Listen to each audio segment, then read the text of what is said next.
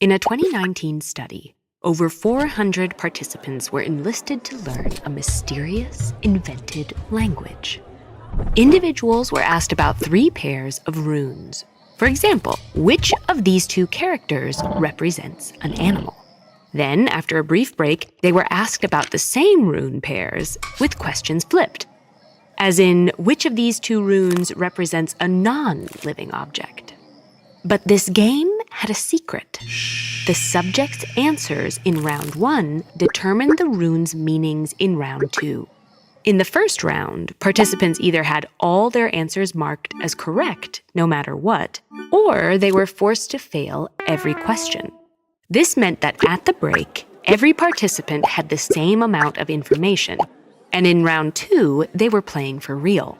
But despite this even playing field, the successful participants from round 1 rose to the top of the ranks, while those cast as failures kept, failing. People often describe failure as a teachable moment, a necessary stumble on our way to improvement. But learning from our mistakes isn't always easy, especially when those failures are demoralizing, overwhelming, or just downright confusing. So what exactly prevents us from turning our mistakes into mastery? Perhaps the most obvious hurdle to learning from failure is how painful it can be. People generally want to think of themselves as capable and competent, and experiencing failure threatens that self-image. In a survey following a replication of the rune study, participants in the failure group indicated much lower levels of self-confidence after participating.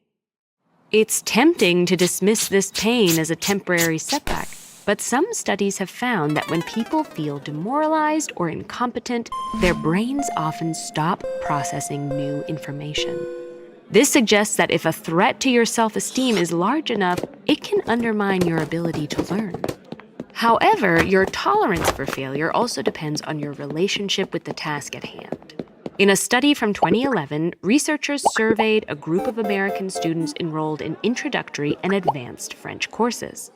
These students completed a questionnaire asking what kind of teacher they preferred, one who emphasized their strengths and successes, or one who highlighted their mistakes and corrected their weaknesses.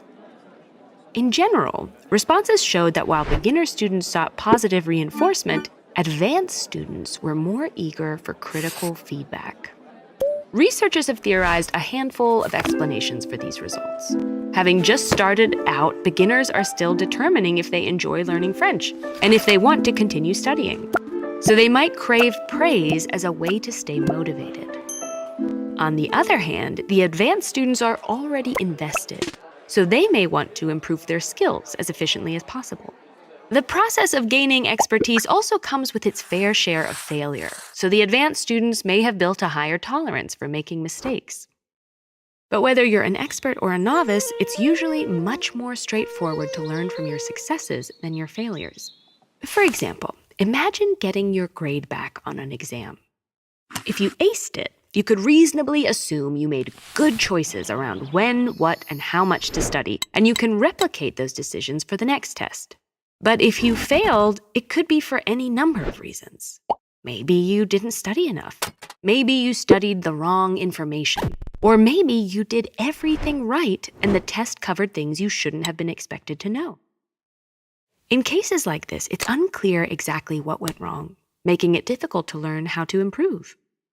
Wanting to learn from our failures is completely natural, and there's a lot to gain by being resilient and cultivating a growth mindset. But fixating on your failures can make it easy to forget all your successes. And building on what you're doing right can be more effective than focusing on what you did wrong.